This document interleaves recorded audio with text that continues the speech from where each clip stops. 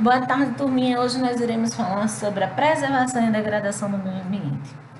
Falar sobre degradação e preservação do meio ambiente é entender os elementos de uma paisagem, né? Qual é o papel do homem na transformação dos espaços e na geração de impactos ambientais negativos que traz essa degradação, né? Então, compreender a ideia de preservação ambiental e de seu consumo consciente são os elementos principais que nós iremos estudar nesse capítulo.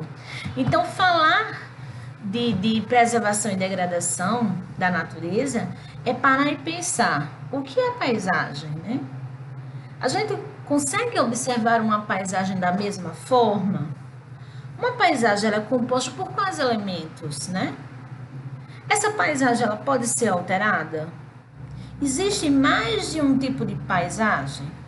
Você gosta das paisagens que está ao seu redor, que você vivencia? Então, são algumas perguntas e indagações que nós iremos fazer ao longo dessa unidade. Então, os elementos naturais da paisagem, né? Porque a gente precisa identificar que elementos compõem essa paisagem. Então, a gente pode parar e pensar na palavra paisagem, como sendo um cenário que existe no mundo, que conseguimos observar com o nosso olhar. Cada pessoa analisa uma paisagem de forma diferente, a partir de suas vivências e de suas experiências. Uma paisagem nem sempre é bela. Às vezes pode ser triste, conter elementos considerados feios, ou representar uma realidade de que as pessoas não gostam daquele ambiente, né? Lembrem-se que toda paisagem diz respeito ao cenário, tá? Existente e associado à forma de olharmos para ele, tá? É bastante comum que artistas pintem paisagens em suas telas, com um deles querendo expressar uma imagem, a sua maneira, a mostrar uma forma como se sente a respeito dela. Então, as paisagens, elas podem ser naturais ou também podem ser humanizadas. Uma paisagem natural é aquela que o cenário que não foi tocado, não foi alterado pelo homem, né? Pelos seres humanos. A humanidade vem alterando o cenário do planeta desde a pré-história. É natural que modifiquemos o local onde vivemos, mesmo que também seja de uma forma que nos pareça ser natural. O fato, por exemplo, de que os humanos pré-históricos terem construído, né, suas casas já pode ser considerado como uma modificação humana. Então, a paisagem ela deixa de ser natural porque o humano alterou e, nesse caso, ela muda de nome. Passa a se chamar de paisagem modificada ou paisagem humanizada, certo? Aquela que é alterada pelo humano, modificada pelo humano. Então, as paisagens naturais também sofrem modificações sem interferência do ser humano, né? Porque, por exemplo, nesse cenário que a gente pode ver aqui na telinha, a gente consegue visualizar, né, e considerar essa paisagem natural, porque não há indícios de interferência humana na imagem. Então, como ela, existem outras paisagens, outros exemplos de paisagens que a gente pode visualizar. No livro de vocês na página 52, vocês vão conseguir visualizar algumas imagens de paisagem natural onde não tem alteração humana. Esse cenário agora que eu coloquei mesmo é um cenário de praia. A gente percebe que existe quem são os elementos que compõem essa paisagem, né? As árvores, o mar, a areia. Então são paisagens que não têm alteração humana e a gente pode observar em torno dela. Mas como a gente também sabe, ao longo dos anos, né? As paisagens elas foram sendo modificadas, né? Elas deixaram de ser paisagem natural e passaram a ser paisagem modificada ou humanizada, né? E aí a gente pergunta, quem é esse agente transformador dessa paisagem, né? Nada mais nada menos do que o ser humano. Então, o ser humano é quem é o agente transformador dessa paisagem. Então, a gente, ao olhar esse novo cenário, a gente percebe essas modificações decorrentes do humano, certo? Então, a gente tem, além de paisagens naturais, a gente tem a paisagem cultural, ou também conhecida como paisagem modificada, que leva em consideração os cenários, mas como o ser humano como agente transformador. Toda paisagem cultural é modificada pela ação humana, tá? É importante lembrar também que as paisagens, independente de quais sejam, incluem além do que vemos, o que sentimos por meio de cheiros, dos sons, das sensações diversas sobre aquele ambiente. Então, ao olhar essa imagem, né, a gente percebe que tem pessoas caminhando na rua, a gente pode escutar o barulho da árvore balançando, porque ainda existe presença de elementos da natureza ao redor dela. A gente percebe que existem prédios, então a gente também consegue perceber o calor, né? O calor presente nesse local. Então, são algumas sensações, alguns sentimentos diversos que a gente observa no ambiente. Diferente do ambiente anterior, onde a gente tinha muita árvore, então a gente associa que sentimentos aquele cenário, né?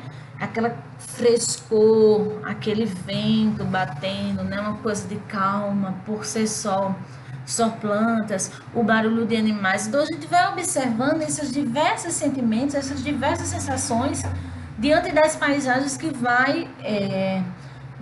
a gente vai conseguindo visualizar, que a gente vai conseguindo observar. Então, quando o ser humano modifica a paisagem, ele estabelece com ela algum tipo de relação, tá? As paisagens transformam para se tornar moradia humana. Podem observar diferentes expressões culturais na criação de um novo ambiente.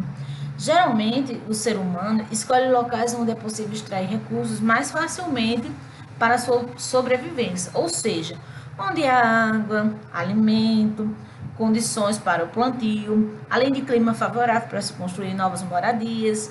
Então, ao longo do tempo, a intervenção humana na natureza passou a ser cada vez mais forte, ou seja, quanto mais a humanidade descobria novas técnicas para extrair o que precisava do meio ambiente, mais agressiva ela vai se tornando, né?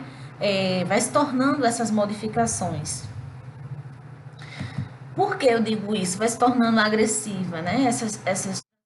A gente percebe que existem paisagens modificadas onde ainda existe grande presença e forte presença da natureza, de elementos que compõem a natureza.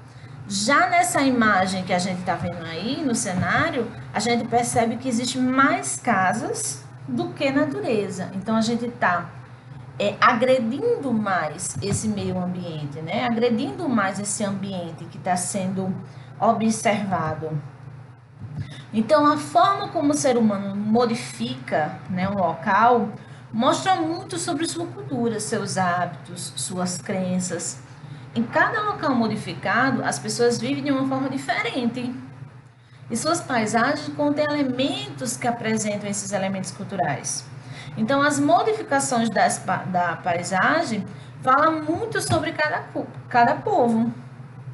Na página 55 do livro de vocês vão poder observar algumas imagens, né, das duas paisagens, tá? Paisagens de grandes metrópoles. Como também vocês podem observar a modificação da paisagem natural, como ela foi feita intensamente. E ela continua sendo modificada. Visto que a paisagem ela é dinâmica, pois está sempre em transformação. Ou seja, ao final, o que esta paisagem pode dizer a respeito do modo de vida da população que vive nessa área?